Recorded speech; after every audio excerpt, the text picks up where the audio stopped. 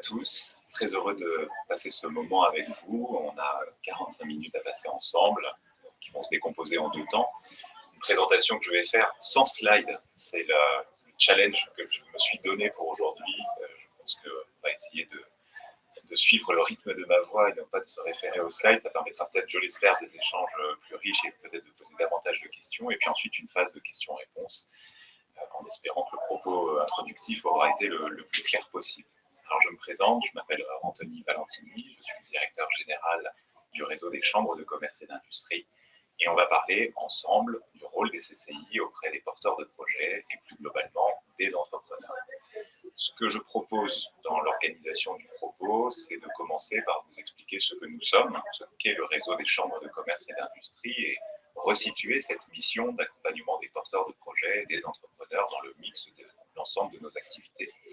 Ensuite, je descendrai plus profondément dans la partie accompagnement des porteurs de projets, c'est-à-dire ceux qui ont une idée de création d'entreprise et ceux qui concrétisent cette action, ce projet de devenir entrepreneur.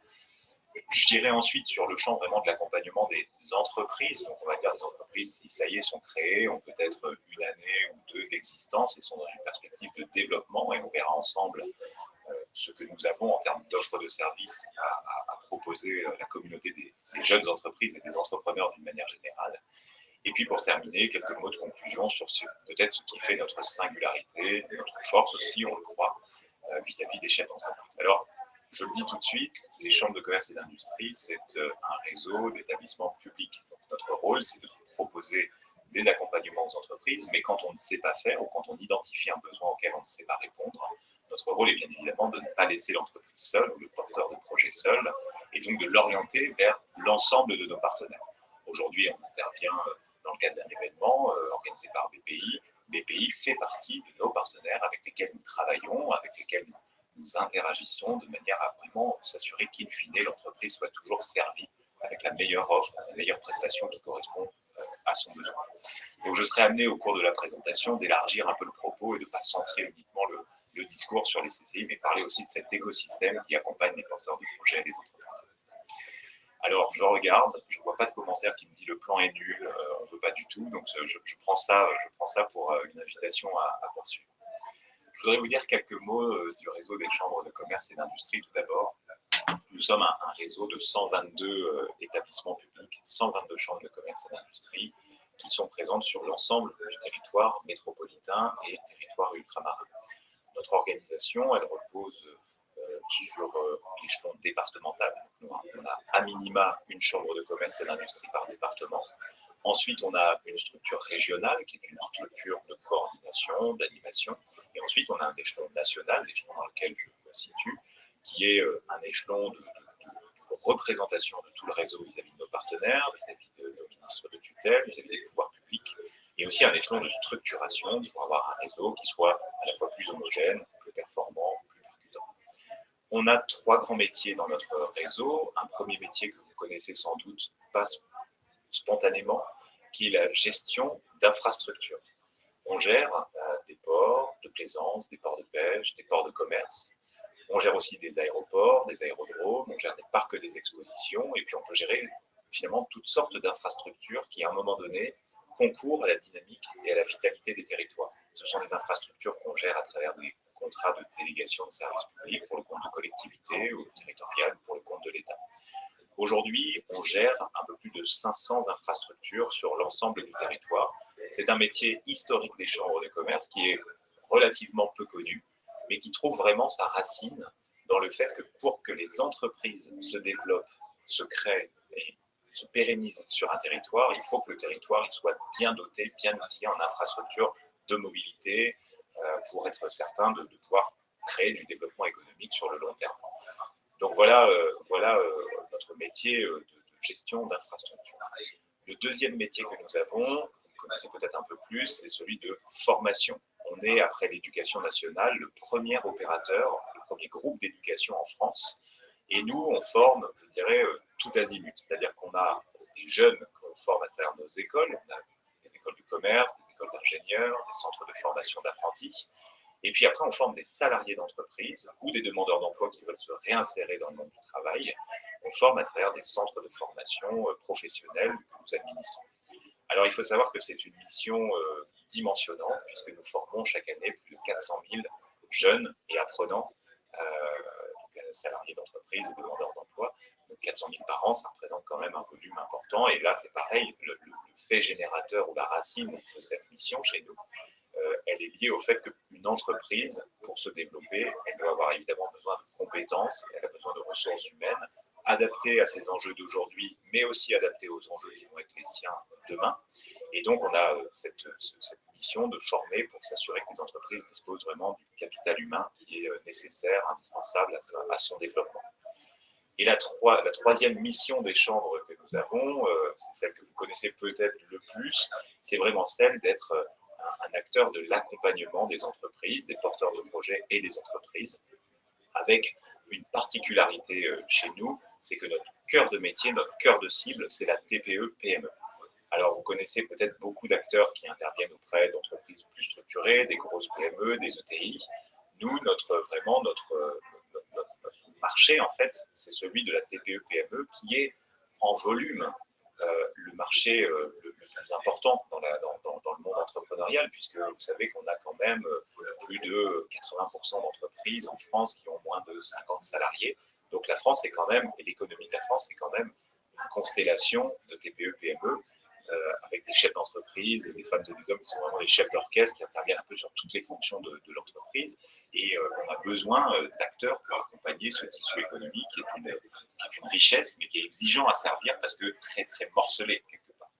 Donc nous, on intervient vraiment auprès de cette cible-là d'entreprise avec une offre de services que je vais vous développer après et sur laquelle on pourra échanger, qui a vraiment vocation à être le tiers de confiance. On est là vraiment en tiers de confiance auprès des entreprises pour leur apporter toutes les prestations dont elles ont besoin. C'est une mission historique des chambres de commerce et d'industrie. C'est une mission qui est portée par toutes les chambres sur l'ensemble des territoires, sur lesquels nous aujourd'hui, je vais vous citer un petit peu les enjeux qu'on a sur cette mission-là, mais ce sont des enjeux aujourd'hui d'accompagnement massif qui sont les nôtres, d'engagement massif des PME sur les transitions notamment, mais on y reviendra tout à l'heure. Alors pour réaliser ces trois missions que je viens d'évoquer, alors peut-être juste un mot sur cette mission d'accompagnement des entreprises. Pour vous donner un chiffre, on accompagne chaque année plus d'1 million de porteurs de projets et d'entrepreneurs. Donc c'est quand même, là aussi, quelque chose de dimensionnant. Ça veut dire que chaque année, on a des cohortes d'1 million d'entrepreneurs qui passent par les offres d'accompagnement des chambres de commerce et d'industrie. Donc ça nous donne à la fois beaucoup de recul sur les besoins des chefs d'entreprise et puis beaucoup d'exigences aussi, parce que pour traiter ce flux-là, il faut être en capacité de le faire et d'avoir les bonnes compétences, mettre à disposition les bonnes compétences. Je voudrais vous dire un mot avant de passer dans le contenu de l'offre, de comment nous sommes organisés. J'évoquais que nous avions 122 chambres de commerce et d'industrie. Nous sommes des établissements publics administratifs, donc un prolongement de l'État d'une certaine façon. Chacune des 122 chambres est indépendante juridiquement, dans leur immense majorité, même si on a parfois quelques regroupements au niveau régional. Et notre grande singularité, et ça c'est quelque chose qui nous différencie de tous les autres acteurs de l'accompagnement des entreprises, c'est que dans notre gouvernance, on a des chefs d'entreprise qui sont des élus, qui s'engagent, je vais vous expliquer un peu comment, mais qui s'engagent pour des durées importantes, puisqu'ils ont des mandats de 5 ans. Et ensuite, on a des collaboratrices et des collaborateurs qui déploient opérationnellement nos missions. Pour vous donner 2 chiffres, notre gouvernance élue, donc cette gouvernance entrepreneuriale, c'est 9000 chefs d'entreprise que nous avons sur nos chambres de commerce et d'industrie qui s'engagent. Et nous sommes après une grande entreprise, puisque en termes de collaborateurs, on a 14 000 collaborateurs sur l'ensemble du réseau. Alors pourquoi j'insiste sur cette dimension singulière de notre gouvernance?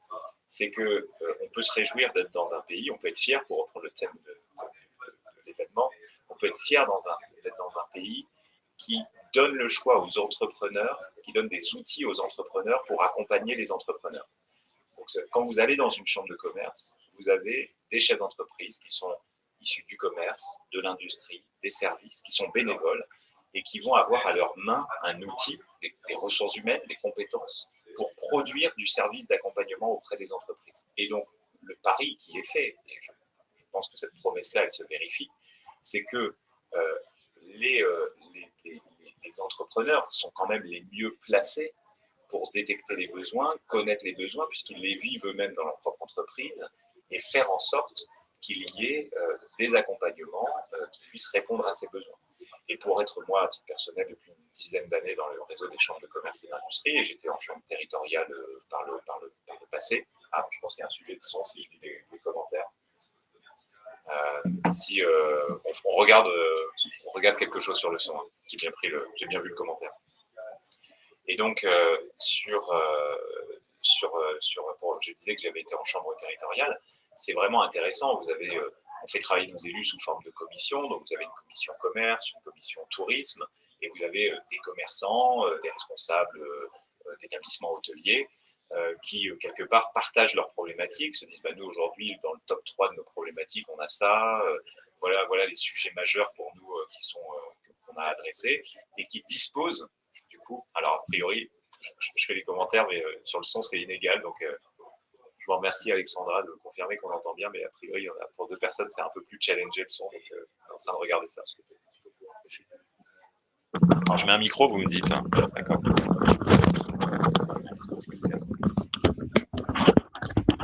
Alors, est-ce que vous m'entendez mieux? Est-ce que par commentaire, vous pouvez me dire si c'est de meilleure qualité? Alors, si je parle pas, vous pourrez pas commenter, c'est sûr. Parfait, c'est mieux. Ah bah écoutez, merci beaucoup. Bon, vous m'avez quand même entendu globalement. Je suis peut-être pas obligé de tout reprendre depuis le début, mais s'il y a des points qui n'étaient pas très clairs, vous me direz lors des questions. Donc, je vous parlais un petit peu de la gouvernance de nos chambres de commerce et d'industrie, et je vous évoquais que le fait d'avoir des chefs d'entreprise qui sont élus, qui sont aux manettes, heu, nous permet quand même de garantir que nos actions, ce que nous proposons aux entreprises en termes de contenu est pas hors sol, et ça, c'est vraiment, vraiment important. Et du coup, j'en profite aussi pour adresser un message pour, tous les entrepreneurs qui participent à ce webinaire. N'hésitez pas aussi à regarder si après, à terme, dans votre parcours entrepreneurial, vous avez envie aussi de dire: finalement, je comprends bien les problématiques de l'entreprise, j'ai vécu un parcours de porteur de projet, j'ai vécu un parcours d'entrepreneur, et je pense qu'il manque quelque chose dans la chaîne d'accompagnement, il faudrait le faire. Engagez-vous dans vos chambres de commerce et d'industrie, parce que vous trouverez à travers les collaboratrices, les collaborateurs, des outils, des moyens pour porter des projets. Donc ces projets, je vais y revenir tout à l'heure, mais ça, c'est notre singularité. Donc 9 000 élus, pardon, 14 000 collaborateurs, et une passion en fait, hein, vraiment une passion, celle du développement territorial, avec in fine un bénéfice qui doit être vraiment ultime dans toutes nos actions, qui est le développement de l'entreprise, le développement des territoires. Et donc si on prend les 3 missions que j'évoquais, gérer des infrastructures, former les jeunes, former les salariés d'entreprise, former les demandeurs d'emploi pour, nourrir en compétences les entreprises et accompagner la création d'entreprises et le développement de l'entreprise, on est à chaque fois toujours orienté vers cette même finalité. Voilà pour vous dresser le paysage des chambres de commerce et d'industrie. J'ajoute un dernier mot, on est dans un processus de transformation. On a une, comment dire? On a une image, c'est-à-dire qu'on a une notoriété spontanée qui est extrêmement forte. C'est-à-dire que tout le monde connaît, CCI, chambre de commerce et d'industrie, c'est globalement, ça parle à tout le monde. Après derrière, personne ne sait très concrètement ce qu'on y fait. Je vais être un peu, voilà, me faire un peu mal aussi. Personne ne sait vraiment ce qui s'y passe, ce qu'on peut y retrouver, et on peut avoir une image plutôt de réseau un peu ancien, daté, établissement public administratif avec tout ce que ça embarque en valeur symbolique sur le côté, bon, encore une administration de plus. Donc on essaye de transformer ça. On a beaucoup changé, depuis 10 ans. On a beaucoup, beaucoup changé. On a transformé le modèle, et on a réinventé notre métier.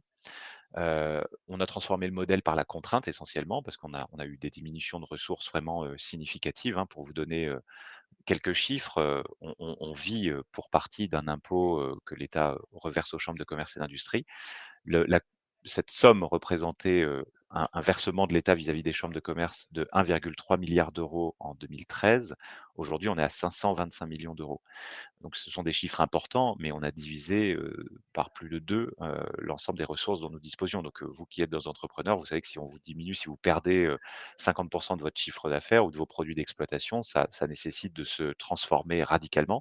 C'est ce qu'on a fait, on s'est réinventé, on a réinventé notre organisation, nos modes opératoires, nos process, et on est encore embarqué dans ce sujet. On n'est pas rendu au bout. On a encore envie de progresser pour être quand même plus à l'image aussi des entreprises entreprises qu'on accompagne, on a vraiment cette ambition et comme notre gouvernance est une gouvernance de chef d'entreprise, ils nous challenge pour qu'on soit vraiment dans ce modèle-là. Et puis plus récemment, donc nous, on a, démarré un nouveau mandat avec des élus qui sont arrivés il y a 5 ans. On a démarré ça il y a 1 an et demi et on s'est lancé dans un exercice de plan stratégique de très, très forte ampleur et ça va nourrir une partie des propos que je vais partager avec vous. Et donc on s'est donné une feuille de route sur 5 ans pour, définir nos axes stratégiques et pour le faire, on a vraiment, tendu le micro à nos clients, que sont les entreprises, pour savoir de quoi elles avaient besoin. Et donc on a réussi, à travers, une plateforme en fait d'échange qu'on a créée, à recueillir l'avis de 23 000 entreprises qui nous ont dit comment elles nous percevaient, ce qu'elles attendaient de nous, quelles étaient vraiment les préoccupations majeures auxquelles il fallait qu'on, nous, chambre de commerce, on réponde, et puis quelles étaient aussi les qualités et puis les défauts qu'elles nous prêtaient pour avoir un effet miroir et puis progresser. Donc tout ça nous a vraiment beaucoup aidé. Et puis depuis 1 an maintenant, on déploie ce plan stratégique et on a des résultats qui sont intéressants. On est vraiment sur un bon chemin de progrès. Voilà pour vous parler du réseau des chambres de commerce et d'industrie. Alors je vais rentrer un petit peu plus dans le détail pour vous dire en quoi on peut vous être utile. Euh, je commence par la partie création d'entreprise, accompagnement des porteurs de projets. Donc on a un peu plus de 350 000 porteurs de projets qu'on accompagne par an. Nous, notre mission, c'est petit 1, la sensibilisation, grand volume, grande masse. On est persuadé que, la France est un pays d'entrepreneurs. On est persuadé que, le goût d'entreprendre est quelque chose qui se développe et les statistiques le confirment. Que ce soit, au sein des écoles qu'on gère, on voit de plus en plus de jeunes qui ont ce goût à l'entrepreneuriat et on voit bien que dans les reconversions professionnelles, les rebonds professionnels, l'entrepreneuriat est vraiment quelque chose aussi qui drive les envies, de beaucoup. Et donc on accompagne ce mouvement-là par, de la sensibilisation sur entreprendre, c'est quand même quelque chose de chouette, c'est de l'énergie. On essaie de contribuer avec d'autres acteurs et BPI pour le coup le fait très bien aussi, à véhiculer tout un discours positif autour de l'entrepreneuriat en montrant que, bah, il faut savoir se mettre en risque, il y a des c'est quelque chose qui se prépare et on y reviendra, mais c'est vraiment, quelque chose de fort et on en a besoin. On en a besoin pour le pays, on en a besoin et c'est à la fois une condition de développement économique et ça peut être aussi une condition de développement personnel. Une fois qu'on a dit ça, une fois qu'on a suscité de l'envie, bah, les gens, ils viennent nous voir et donc ils franchissent, le perron, des chambres de commerce et d'industrie en nous disant: «Bah, moi, j'ai un projet, comment ça se passe?» Alors là, on a 3 modes d'intervention. Premier mode d'intervention, c'est que vous avez dans toutes les chambres en France, ce qu'on appelle des demi-journées du créateur et là, ce sont des ateliers qu'on organise. Il y en a généralement 1 à 2 par mois sur les territoires, ça dépend un peu de leur densité. Mais sur ces territoires, on va réunir, entre 10 et 30 personnes et on va parler de l'entrepreneuriat et on va commencer à poser des mots sur l'engagement que ça peut représenter. On va commencer à poser des mots sur des éléments de structuration juridique. On va challenger un peu, la maturité des projets que les uns et les autres peuvent avoir, mais on est vraiment sur de la sensibilisation au 1er niveau. Donc ça représente quand même des cohortes importantes de gens. Ensuite, il y a un peu un effet, parcours, mais les gens qui font ces demi-journées de l'entrepreneuriat, souvent après, ils sont motivés et donc soit ils nous demandent un rendez-vous individuel, soit ils veulent une formation action un peu concrète où ils veulent prendre du temps, soit pour confirmer l'intérêt de créer leur entreprise, soit parce qu'ils viennent de la créer. Mais après tout, j'en profite, j'ouvre une parenthèse, on est dans un des pays où la création d'entreprise est la plus forte. On crée une entreprise plus facilement en France qu'on crée une entreprise aux États-Unis, par exemple. On a des process qui sont rapides, c'est extrêmement facile de le faire. On a des statuts qui sont, facilitants aussi et donc on a souvent des gens qui créent l'entreprise et puis après qui se posent la question de dire: «Bon, j'ai créé, allez mon projet il est stabilisé à 60 mais il me reste quand même encore du travail à faire». Et donc ces gens-là, soit ils sont dans une logique de rendez-vous individuel et donc dans ce cas-là, on a comme mission de service public de recevoir les porteurs de projets. On ne peut pas dire, non, on fait pas, on reçoit pas et donc ce sont des entretiens qualifiés qui peuvent durer 1 heure, 2 heures avec des conseillers création et là, bah, en fait, on va vraiment poser des questions, mais dans une logique de coach, bienveillant. C'est-à-dire qu'on est vraiment là pour, aider, accompagner. Donc, on va challenger le porteur de projet sur son idée, son étude de marché préalable, son business plan ou les grandes hypothèses de son business plan. On va aussi travailler un sujet qui est l'adéquation homme-femme projet. C'est est-ce que finalement, nous, le ressenti qu'on a avec notre expérience, c'est que, bah, oui, le projet qui nous est présenté, il est bien porté, il est bien sponsorisé. On sent que le projet, il est aligné avec la personne qui le défend ou si on voit au contraire qu'il y a de la dissension, bah, on alerte quoi. On fait se poser ces questions-là et puis, souvent après ces entretiens individuels, quand la personne veut aller plus loin, on la met dans un parcours qui s'appelle le parcours 5 jours pour entreprendre et ce sont 5 demi-journées de formation. Alors pour le coup, tout ce que j'ai évoqué avant est gratuit. Ça, c'est payant mais pris en charge par le CPF la majeure partie des fois et le coût est assez modique, en plus. Donc voilà, je vois la question, toute la partie que j'évoquais jusqu'au stage 5 jours pour entreprendre est gratuite. Mais le stage en tant que tel fait l'objet d'une petite facturation. Mais vous verrez, alors on a aligné les prix, mais c'est très symbolique. C'est pas du tout un prix qui correspond au prix de revient, pour nous. On est encore dans une mission de service public ici. Et donc pendant 5 demi-journées, vous allez être, en atelier, avec une dizaine de personnes à peu près et puis vous allez vraiment rentrer vraiment plus dans le détail. Et là, on va parler statut juridique, mais nous, on va assez rapidement faire intervenir des partenaires. Donc on signe des partenariats avec l'ordre des avocats, pour qu'ils viennent vous parler des statuts et puis derrière, on peut vous remettre des exemples de statuts, tout faits, pour vous faire gagner du temps, pour vous aider vraiment vous mettre le pied à l'étrier. On va parler aussi, financement, les premiers mois de l'entreprise. Donc là, on fait intervenir des experts comptables, on signe des conventions avec l'ordre des experts comptables pour qu'ils viennent aussi voilà, proposer des interventions. Ça vous engage à rien, hein, vous écoutez, vous prenez note. On va aussi travailler après développement commercial, donc on va prendre des exemples concrets, puis on va regarder par rapport au projet des uns et des autres, comment on peut structurer une fonction commerciale ou une démarche commerciale au sein de l'entreprise. Et de plus en plus, on se développe aussi sur, des sujets qui sont plus liés au dirigeant en tant que tel et à sa stratégie personnelle. Ce que j'entends par là, ça c'est surtout le côté, est-ce que vous avez un associé ou pas? Est-ce que si vous avez un associé, vous pensez que tout est facile, que tout est évident, mais est-ce que vous êtes vraiment posé les questions de bon, si ça se passe mal, comment on réagit? Est-ce que vous avez un pacte, d'associés que vous avez créé? Comment tout ça enfin formalisé? Comment tout ça s'organise? Et donc, on parle de ça et puis après on évoque des notions de plus en plus de, bien-être, et santé du dirigeant parce qu'on voit bien que l'entrepreneuriat, c'est exigeant, surtout dans le contexte qu'on traverse avec, toutes les crises à répétition, qui sont celles de la vie de l'entrepreneur. Il faut être solide et il faut savoir qu'on peut être entouré. Donc là, on fait intervenir des associations. Je pense notamment à une association qui s'appelle APESA, qui a mis en place des dispositifs de soutien, d'écoute aux dirigeants qui peuvent rencontrer aussi des moments un peu critiques dans leur projet entrepreneurial. Donc vraiment, on essaie de compléter pour pas faire de l'entrepreneuriat uniquement un sujet technique, mais le voir dans sa globalité. Un projet, une entreprise qui réussit, c'est une entreprise qui a un bon produit, un bon dirigeant ou une bonne dirigeante pour l'incarner et parmi les facteurs, de succès, il y avait évidemment la santé, au travail du dirigeant, le bien-être du dirigeant pour appréhender son projet. Donc voilà ce que je voulais vous dire sur la partie vraiment création, d'entreprise, accompagnement des porteurs de projets et accompagnement de la jeune entreprise. C'est-à-dire vous venez de créer votre entreprise, mais vous n'êtes pas encore lancé, corps et âme dans vos marchés ou dans votre business et donc vous voulez prendre un petit temps pour, atterrir, sur ça.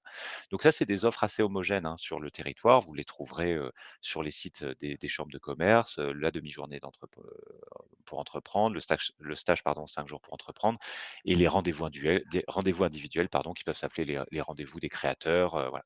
Il faut savoir, là, si j'élargis un peu le propos, que sur la partie, accompagnement des porteurs de projets, il y a un écosystème très, très, très vaste et ce sont des écosystèmes qui sont souvent réunis sur les territoires dans ce qu'on appelle des maisons de la création où, c'est souvent dans les CCI, mais ça peut être aussi dans d'autres lieux et dans ces maisons-là, vous avez vraiment, tous les acteurs de la création parce qu'en fonction de votre statut, en fonction aussi des sensibilités, qui sont les vôtres, vous pouvez souhaiter, aller vers d'autres acteurs. On n'est pas l'alpha et l'oméga de l'accompagnement, on est très partageur tant les besoins sont importants. Et je lis la question, en parallèle sur le stack 5 jours pour entreprendre. Ça c'est pour les 2. Soit vous n'avez pas créé votre entreprise, et vous avez un projet qui est mature quand même, hein, mais elle n'est pas encore créée, vous n'avez pas de cabis, c'est pas vous n'avez pas les tampons qui vont bien et vous participez au stage. Soit vous venez de la créer, mais vous souhaitez aller, voilà, prendre le temps de challenger votre projet, et avant de vraiment d'accélérer et donc vous y allez à ce moment-là. Donc c'est ouvert vraiment aux deux catégories. Je voudrais maintenant passer puis je répondrai évidemment à toutes vos questions après, hein. Je voudrais passer à l'aspect vraiment accompagnement de l'entreprise qui est créée et qui a un petit peu d'historique. Alors ce qu'on dit, souvent, c'est un peu issu de l'expérience, c'est qu'en gros, il faut pas imaginer que, avant 3 ans d'existence, vous soyez entre guillemets, «une vraie entreprise». Nous, on dit, on est des porteurs de projets jusqu'à la création. De la création jusqu'aux 3 ans de l'entreprise, vous êtes une jeune entreprise, mais c'est un peu flou, c'est-à-dire vous êtes porteur de projet slash, entrepreneur en création slash, jeune entreprise. Et si vous avez réussi, à vous maintenir pendant 3 années, on peut estimer que là, vous avez trouvé quand même quelque chose. Vous avez votre idée, elle a une consistance. Votre entreprise commence à avoir une consistance et là, vous passez dans la catégorie des entreprises. Alors c'est pas des nomenclatures, officielles, INSEE ou administration, hein. Ce que je vous donne, c'est du recul sur des cohortes de chefs d'entreprise et de porteurs de projets qu'on accompagne. Alors une fois que vous avez créé votre entreprise, une fois que vous l'avez, développée, une fois que vous êtes à votre 3e anniversaire, hem, il y a, je dirais, quelque chose maintenant qui s'offre à vous, dans le réseau des chambres de commerce et d'industrie, c'est toute l'offre de services pour accélérer votre croissance. Vraiment, accélérer votre croissance. Et accélérer la croissance d'une entreprise, là, on parle d'une entreprise qui va être jeune, hein. Vous n'allez pas forcément recruter, tout de suite beaucoup de salariés ou si vous êtes une entreprise déjà créée, je reviens sur mon sujet des PME, hein. Nous, la majeure partie des entreprises qu'on accompagne, elles ont, 3, 5, 10 salariés. C'est la c'est le socle de l'économie, française et c'est là qu'on a vraiment des enjeux pour pérenniser ce tissu-là économique et l'accompagner dans sa croissance. Et donc nous, on a stabilisé une offre de service que je vais vous balayer, qui touche un petit peu tous les sujets que vous pouvez rencontrer quand vous êtes un entrepreneur. Et on aime bien cette logique de parcours, même si c'est pas linéaire, c'est-à-dire que vous faites pas ça, puis ça, puis ça. De temps en temps, vous avez une réalité, vous avez un sujet RH ou un sujet financier, qui arrive et donc il faut qu'on puisse l'adresser sans vous mettre dans un tunnel, d'offres. Mais on aime bien se dire que finalement l'entrepreneuriat, c'est aussi c'est une trajectoire en fait, c'est une trajectoire de développement. Le premier sujet sur lequel on intervient, c'est le financement. Alors là, on est dans un événement BPI. BPI est vraiment un très, très grand acteur du financement et plutôt du financement de l'innovation, financement de la croissance, financement de la décarbonation. Nous, on intervient en amont de ça avec 2 modalités. Première modalité, c'est que en fait, un chef d'entreprise, un dirigeant, une dirigeante, il va tout de suite avoir un rapport avec son banquier. Il va tout de suite avoir un sujet financement. Et donc, je le dis avec mes mots, en fait, la relation, d'un dirigeant avec, son banquier, c'est presque plus important que la relation du dirigeant avec un client. Il faut manager votre relation avec le banquier. Il faut être capable de voir en lui, le partenaire avec lequel vous allez monter des opérations, vous allez partager des choses, vous allez partager votre quotidien, vous allez porter vos projets. Donc c'est très important de pas uniquement se dire: «Bon, c'est entre guillemets, c'est la banque, mais ça reste la banque». Non, c'est votre partenaire et donc nous, on est là avec nos conseillers entreprises pour vous aider à vous positionner dans cette relation avec les banques et pour vous positionner, alors il y a un petit peu coaching de retour d'expérience. Déjà, on vous conseille, vous êtes sur une banque, ouais, mais bon, votre chiffre d'affaires, il commence à se développer. Ça serait bien peut-être d'être sur 2 banques, ça peut être intéressant, pourquoi le faire? On peut vous l'expliquer, c'est intéressant de savoir si vous êtes, tombé dans la banque avec laquelle vous êtes sur le bon niveau de conseiller. Nous, c'est des vrais partenaires pour nous, hein, les banques et on travaille beaucoup avec eux, mais en fonction de votre secteur d'activité, en fonction de votre perspective de croissance, c'est pas les mêmes interlocuteurs que vous devez avoir au sein de votre réseau bancaire, la banque là où les banques dans lesquelles vous travaillez. Donc ça, on est capable de le décortiquer un petit peu avec vous et puis de vraiment dans une logique de ping-pong, hein. On est là pour, discuter, on vous fait part de notre retour d'expérience, donc on évoque tous ces sujets-là et après ce qu'on fait surtout concrètement et techniquement, c'est qu'on challenge vos hypothèses de croissance, en fait. Et vous avez, votre business plan, vous votez vos budgets, on les challenge, on regarde si c'est réaliste, pas réaliste, ambitieux, pas assez ambitieux et donc du coup, on joue ce rôle un peu de vraiment de sparring partner là pour vous aider à vraiment avoir, cette meilleure vision de comment, le financement de votre entreprise va accompagner votre volonté de croissance. Ou comment l'idée que vous avez parce qu'on a des profils de dirigeants très différents. Il y a des profils des dirigeants qui sont très orientés gestion et donc, ils ont pas besoin de nous. Ils connaissent bien ces sujets-là et il y en a d'autres qui sont plutôt orientés métier ou plutôt technique et qui sont solides sur le produit qu'ils vendent ou solides sur le service qu'ils veulent proposer, mais par contre assez éloignés de la gestion et donc nous, on est vraiment là pour apporter du service sur cette notion de financement. Deuxième sujet que j'évoque, alors après sur le financement, il y a aussi des chambres qui ont des dispositifs de prêt, prêt sur l'honneur, prêt donc à taux zéro. Mais ça, toutes ne le font pas, mais regardez quand même parce que vous pouvez faire ça. Ou alors, nous, on vous aide et on vous oriente vers les réseaux, par exemple, les plateformes d'initiative qui sont des structures qui qui ont des dispositifs vraiment leur métier, c'est de prêter de l'argent à des porteurs de projets, à des entreprises en démarrage et ce sont de très, très beaux réseaux avec lesquels nous on vous invite vraiment à travailler et ça, on vous oriente vers eux, on passe les coups de fil qui vont bien pour accélérer les choses donc on est vraiment un tiers de confiance sur cette logique-là aussi. Le deuxième sujet que je voulais évoquer, c'est les ressources humaines.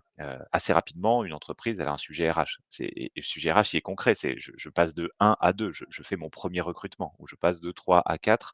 Voilà et quand on passe de 3 à 4 ou de 1 à 2, il faut pas se tromper sur, le sujet clairement de qui je recrute et donc on est là pour vous aider premièrement à définir le besoin et ensuite on est là et ça marche pour les entreprises plus structurées. Nous, on accompagne des boîtes qui ont 50, 60 personnes à vraiment essayer de se rendre plus attractifs, de travailler leur marque employeur, de travailler la rétention des talents au sein de l'entreprise. On les aide à se positionner sur, les réseaux sociaux, avoir un storytelling sur l'entreprise, être capable d'en parler pour vraiment attirer.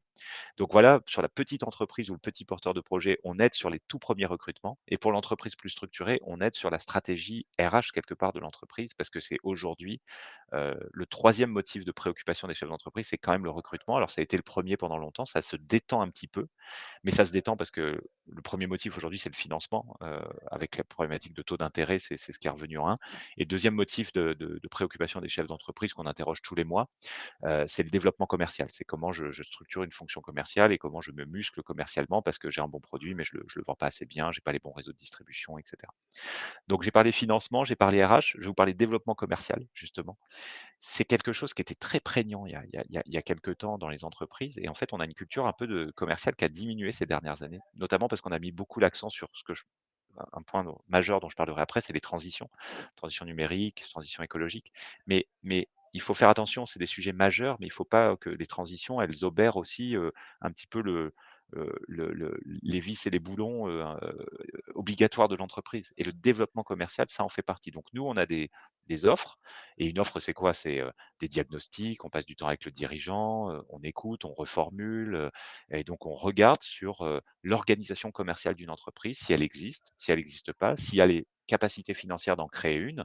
Si on en crée une, comment ça se fait? On est aussi on essaie d'être un peu originaux, on voit qu'il existe aussi, comme il existe des directions ressources humaines partagées en entreprise, il peut y avoir aussi des deals à monter avec des conseillers, enfin des responsables commerciaux partagés entre entreprises. Ça existe, donc on essaye vraiment on essaye vraiment de promouvoir ces solutions-là et donc nous, on met beaucoup d'importance sur cette dimension commerciale dans l'entreprise qui est majeure, hein. Ensuite, innovation, c'est aussi un thème sur lequel on intervient. J'en parle pas trop parce que là, ça concerne des boîtes, un peu plus structurées. Nous, ce qu'on fait, c'est qu'on fait surtout intervenir des prestataires. On n'a pas, le réseau des chambres de commerce, on est des super généralistes, mais comme chez le médecin, en fait. On est vraiment spécialisé. On a une spécialisation qui est d'être généraliste. C'est-à-dire qu'on sait, regarder l'entreprise dans sa globalité, regarder l'entreprise sur son territoire et après on sait, la mettre en relation avec les bons partenaires, avec les bonnes compétences dès lors qu'on voit que le besoin, on ne sait pas y répondre. L'innovation, c'est le cas.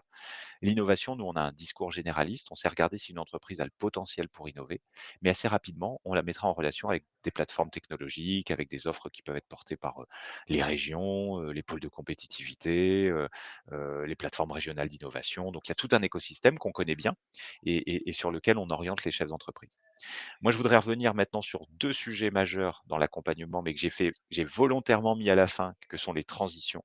Nous, on est très, très engagés aujourd'hui sur, l'accompagnement des entreprises sur la transition numérique et sur la transition écologique.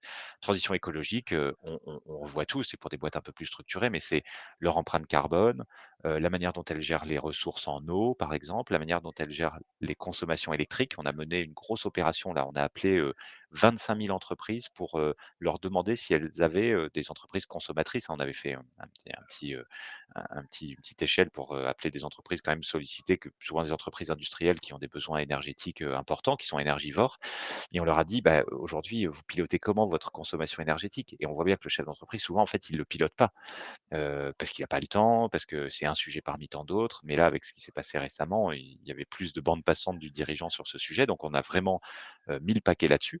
Et à chaque fois qu'on passe, les résultats sont incroyables, mais on fait réaliser entre 10 et 20 d'économie d'énergie à chaque intervention parce que c'est pas que c'est magique ce qu'on propose, mais c'est que c'est souvent, du bon sens. On a des diagnostics, qu'on réalise, on identifie des postes, des poches de progrès, des axes d'amélioration, donc on emmène le dirigeant sur ces éléments-là et il réalise des économies. Sur la partie environnement, aussi, on travaille beaucoup les déchets, la valorisation des déchets et vraiment le fait d'être une entreprise dans un écosystème et de regarder comment les déchets sur une zone d'activité d'une entreprise pas loin de chez vous peut être aussi un entrant pour votre production, pour les entreprises industrielles, notamment et sur les commerces, il y a quand même beaucoup de déchets aussi liés à la logistique, et donc là aussi on travaille des filières de valorisation, de revalorisation et faire en sorte que l'entreprise vraiment puisse être bien guidée dans sa performance environnementale parce que c'est important, en soi et c'est aussi important, pour le dirigeant et pour ses recrutements et pour sa stratégie globale. Et sur le numérique, là, on est vraiment très, très, très fort depuis longtemps. C'est-à-dire qu'on a vraiment des accompagnements pour vraiment aider l'entreprise à tirer le meilleur du digital. Si vous êtes un commerçant, bah, on va vous parler vente en ligne, on va vous parler marketplace, on va vous emmener sur ces terrains de jeu-là. Si vous êtes un industriel ou une entreprise un peu plus dimensionnante, on va parler avec vous, gestion de vos stocks, on va parler, progiciel de gestion, ERP, gestion de la relation client, tous les outils qui vont vraiment digitaux, qui vont vous permettre de vous professionnaliser, d'industrialiser vos process. On est vraiment sur ces sujets-là et on vous accompagne sur ces volets. Le dernier point sur lequel on intervient, c'est la transmission reprise. C'est-à-dire que souvent les gens viennent voir dans la chambre de commerce, viennent nous voir en disant: «Bah, j'ai envie de reprendre une entreprise, j'ai pas forcément envie de créer une entreprise, mais je veux en reprendre une. Comment je fais?»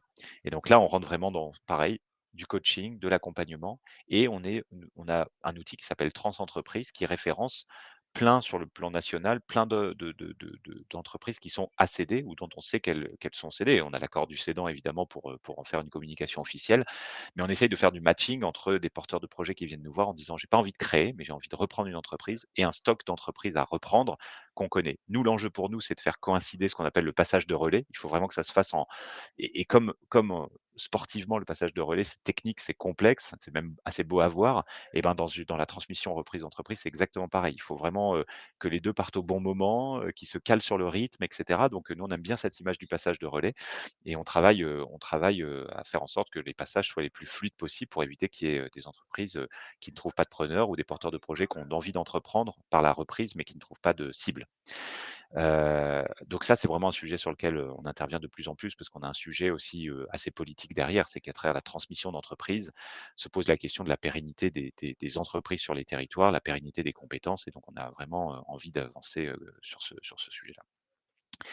Voilà ce que je voulais vous dire sur l'offre d'accompagnement. Peut-être un mot parce que ça a été posé dans le chat. L'essentiel de nos offres sont gratuites. On est un service public, on est un réseau d'établissements publics, donc tous les premiers niveaux sont gratuits, en fait. C'est-à-dire que quand un chef d'entreprise vient nous voir en disant: «J'ai un sujet digital, j'ai un sujet de performance interne, de performance commerciale», on lui dira jamais, «Bah, ça coûte tant». On va prendre du temps, on va regarder, on va faire des premiers diagnostics de premier niveau et après, si on doit aller dans quelque chose de plus concret, un parcours d'accélération, on a des accélérateurs aussi, un parcours de formation, là, il peut y avoir des facturations associées à ça, parce que c'est de la prestation, mais en tout cas, tous les premiers niveaux, qui sont des premiers niveaux assez engageants quand même, sont gratuits. On est grandes portes ouvertes à tous les entrepreneurs pour tous leurs sujets d'une manière générale. On est vraiment très universel et on y tient. Moi, ce que je voulais vous dire, parce que je vois le temps qui passe, je voulais vous dire en conclusion, et puis je répondrai aux questions là que j'ai vues aussi sur le chat. C'est que évidemment, je suis pas neutre. J'aime le réseau dans lequel je travaille, j'aime les missions que réalisent les collaboratrices, les collaborateurs. J'aime travailler avec des chefs d'entreprise qui connaissent bien les sujets. Heu, je trouve que c'est un réseau passionnant et les enseignements qu'on a tirés du plan stratégique, on a eu, comment dire? On a eu 23 000 retours de nos clients. C'est qu'en fait, ils ont confiance en nous. On est un tiers de confiance. Les chefs d'entreprise aiment bien être accompagnés par, les CCI parce qu'ils connaissent souvent dans leur communauté entrepreneuriale telle ou telle personne qui sont élus à la chambre de commerce, donc ça les rassure. Et derrière, nous, on n'a rien à vendre, en fait. Et puis, on n'est pas une autorité de sanction non plus. On est vraiment là pour être le tiers de confiance des chefs d'entreprise. Donc ça, c'est quelque chose qu'ils nous ont dit et on cultive cette valeur-là parce qu'elle est forte dans notre ADN. Le deuxième élément que je voudrais dire en conclusion, c'est qu'on est la première force économique de proximité en France, la première force publique économique de proximité en France. Sur l'ensemble des collaborateurs qu'on a, l'ensemble alors on a 122 chambres, mais on a après des antennes, au niveau infradépartemental. On connaît les entreprises, on connaît les bassins d'emploi, on connaît la réalité territoriale sur lesquelles sont ancrées les entreprises et donc c'est clairement, un atout parce qu'on est là dans la durée. On est là pour faire prospérer des entreprises dans la durée et on est très proche, vraiment, au contact et c'est pour ça que dans les crises qu'on a traversées, le covid, l'État s'est très, très largement appuyé sur nous parce qu'on était en réalité les seuls à pouvoir faire ce qu'on appelle le dernier kilomètre des politiques publiques. C'est-à-dire que quand, l'État décide de mener des actions de soutien aux entreprises, il faut quand même des gens pour les porter et faire quasiment du porte-à-porte et aujourd'hui, le réseau des chambres de commerce est celui qui est encore le plus outillé, le plus présent sur les territoires. Maillage territorial, hyper proximité, tiers de confiance, mission de service public. C'est vraiment les mots sur lesquels je voulais, conclure et puis, on est perfectible. On a besoin de continuer notre chemin de progrès.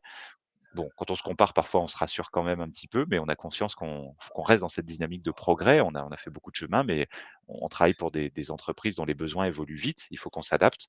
Donc on se challenge beaucoup en interne, mais on a cette passion quand même d'accompagner les entreprises et d'accompagner les territoires et pour celles et ceux qui ont eu des expériences avec les CCI, j'espère que vous l'avez, perçu et si c'est pas le cas, bah, dites-le nous et puis on mettra en place les actions correctives pour nous améliorer. Je vous remercie de votre attention. Je regarde ma modératrice. Il faut que je lise les questions, c'est ça pour, bah, je vais non, mais je vais les regarder. Alors, j'en vois, ouais, je vais remonter un peu. Alors, je pense que j'ai répondu. Alors ça, c'était sur le son, je vais pas revenir dessus. Comment entrer dans votre écosystème en tant qu'accompagnant des entreprises? Alors très bien, je prends la question de Aude. Ça, en fait, par exemple, si vous êtes, consultante, si vous êtes formatrice, portez-vous candidate assez spontanément auprès de votre chambre de commerce et d'industrie en expliquant ce que vous faites, les services que vous pouvez apporter. Parce que nous, on garde ces informations précieusement et en fonction des besoins qu'on repère, si on voit, comme je le disais, qu'on n'est pas capable de répondre aux besoins, bah, du coup, on oriente vers des prestataires, des partenaires qu'on a identifiés dans la cartographie. Donc, pas hésiter à se manifester en expliquant la valeur ajoutée que vous pouvez apporter aux entreprises. Alors, on n'est pas apporteur d'affaires, mais c'est bien connaître le réseau, des professionnels, qui accompagnent les entreprises pour pouvoir orienter si on voit que c'est intéressant. Alors, 5 jours sur entreprendre, donc ça avait l'air de se passer plutôt bien, c'est sympa de le dire. Merci beaucoup. Est-ce que, les CCI accompagnent sur des processus de développement à partir d'une idée? Oui, Heu, c'est vraiment parti dans l'offre que j'ai évoquée là sur les premiers niveaux, c'est-à-dire, les rendez-vous individuels pour les créateurs. C'est là que vous pouvez arriver en disant: «J'ai une idée, ça marche pas, il faut quoi comme business model?» On a un outil en ligne qui s'appelle CCI Business Builder. Je vous invite à aller le voir. Vous pouvez déjà commencer à renseigner des données, vous pouvez déjà établir des 1ers, niveaux de business plan. Donc CCI Business Builder, vous allez, sur ce site-là, ça vous apportera déjà un premier niveau d'information. Mais oui, on est là pour répondre à ça. Alors si c'est une banque qui vous a suivi, est-ce qu'on intervient? Oui, parce que nous, on n'est pas un réseau bancaire. Donc, nous, on vous aide dans la relation avec votre banque, mais de manière bienveillante, parce qu'on n'est pas du tout contre les banques. Nous, c'est des vrais partenaires pour nous. Donc on vous aide à vous positionner dans votre relation avec votre ou vos banques et en fonction du territoire sur lequel vous êtes, regardez parce que parfois les CCI ont elles-mêmes des dispositifs de prêt sur l'honneur ou des dispositifs d'amorçage, qui peuvent être intéressants. Mais c'est pas, toutes les chambres ne le font pas, mais regardez en fonction du territoire sur lequel vous êtes. Alors j'ai un commentaire un peu plus long. «Je suis étonné par votre présentation du format et du rôle des CCI, alors que les acteurs présents en CCI se sentent davantage en institution privée que publique, sans démunis de moyens avec des infrastructures vidées de leurs équipes». Alors, 24 hôtels autorisés. Alors, heu, donc je réponds à votre question. En fait, je pense que ce que vous évoquez, si je comprends bien votre question, Jennifer, c'est un peu la transformation qui est la nôtre aussi. On a évidemment perdu beaucoup de moyens. On est 14 000 collaborateurs. En 2013, on était 22 000. Donc, on a beaucoup, beaucoup de perdu de ressources et depuis la loi Pacte, le gouvernement nous a demandé de changer de statut RH. C'est-à-dire qu'avant, on avait des salariés dans les chambres de commerce qui étaient de droit public, tous et aujourd'hui, bah, on a nos salariés, nos équipes, comme moi, par exemple, je suis en droit public, mais depuis 2018, on ne peut plus recruter sous ce statut, on recrute en droit privé. Donc on a coexistence de 2 statuts RH dans les chambres de commerce, même si la nature juridique de l'établissement public reste, inchangée, on reste un établissement public et ce processus de transformation, il nous a forcément appauvris en ressources. On essaie de compenser par les outils, numériques, mais si je comprends bien votre question, c'est vrai que c'est, bah, c'est vrai que c'est compliqué. Il faut, Il faut qu'on fasse mieux avec moins. Mais c'est le challenge auquel on est confronté et pour répondre sur votre sujet sur l'économie rurale, je pense que c'est surtout sur les territoires ruraux qu'on est le plus utile dans les chambres de commerce et d'industrie, hein. C'est des territoires sur lesquels l'entrepreneur, s'il a pas sa chambre de commerce, il trouve pas un écosystème. Si vous êtes en métropole, vous trouvez facilement quand même dans les services de développement économique de la métropole, de la région, les clubs d'entreprise, les labelli les démarches French Tech, French Fab, vous trouvez pas mal de monde. Mais, dans le milieu rural, on est vraiment là, au soutien et on connaît presque tous les entrepreneurs par leur prénom. Je le dis vite fait, mais c'est vraiment ça. Alors il nous reste 15 secondes. Je regarde s'il m'en reste pas, je pense avoir répondu à la question sur, proposer des services de formateur.